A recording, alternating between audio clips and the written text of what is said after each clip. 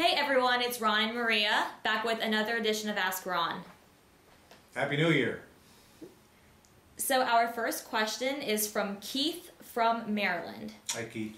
I have a seller who will hold the property until I sell it up to a year. This way I get out of paying transfer and closing costs. I'm going to do repairs on the property and then resell it on the market. How do I structure it so I can buy it for $100,000, do significant repairs, and resell it for $200,000? Gosh, Keith, I'm sure glad you asked because you're heading down the wrong path on that house. Under no circumstances do you renovate a house that you do not own with your money. That would be a huge mistake. Once you get it renovated, the seller might decide they want it back, and there's a whole lot you can do about it except try to sue them and stop them. But you know, they may win and you may lose because you didn't have good legal counsel. Don't do it. You can either put it under contract to buy as is and then sell it as is, or you must close on it and own it before you renovate it. You can buy it with a wraparound mortgage or a first mortgage if there's no underlying debt. But you must own it before you go repairing it. Now granted, in Maryland, your closing costs are high, but it's worth it.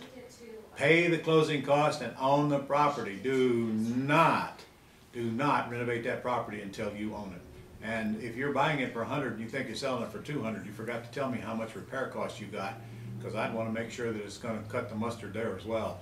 Remember, I don't never pay more. I never even pay ARV. ARV is 70% of the sales price minus repairs, and I don't pay that much, and it sounds like you are probably overpaying.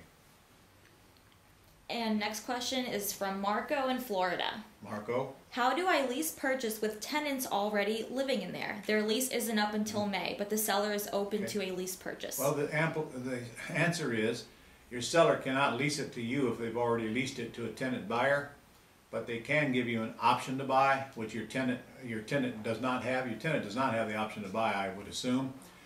And then you can just wait them out, or better yet, if you get an option to buy, then you can go deal with the tenant, and if you can work with them to get them out or turn them into a buyer, and then you can go back and get a lease option agreement from your seller. Obviously, you're not going to do anything until the tenant is out, but if you're making payments on this property, you better make darn sure that between now and the time the tenant is ready to move out, you're not obligated to pay one if the tenant moves on you, up and moves on you between now and then.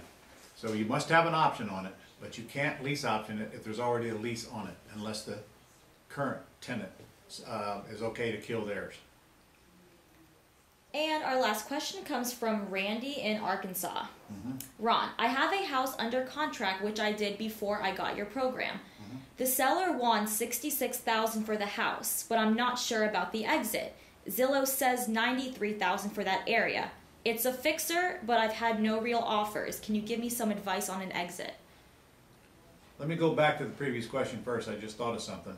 You actually could lease the property from the seller if the tenant does not have the option to buy, clearly disclosing in the lease that there's an underlying lease and you're leasing it under the conditions of the underlying lease and responsible for that lease, and making sure that the tenant also is aware of what's going on.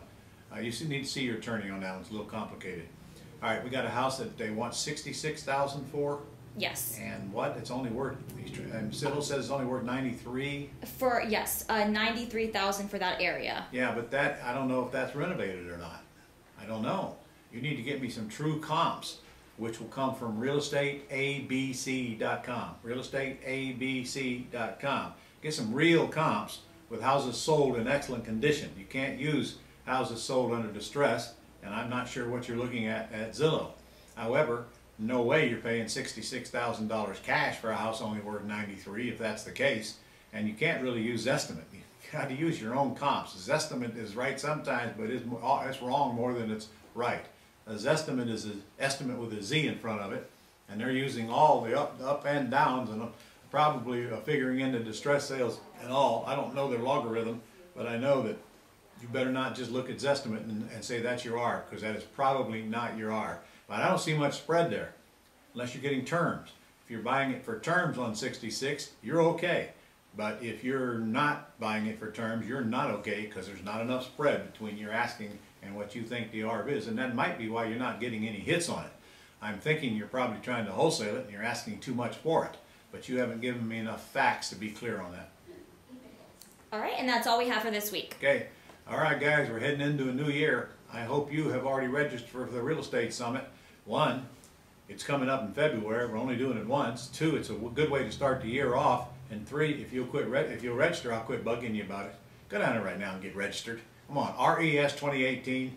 You're going to love this event. We keep on add people to it. Got some really cool stuff going on, and you need to be there if you have any interest in making more money and getting more growth and getting your life on an upward path. This is the place for you to be starting February the 14th. See you next week.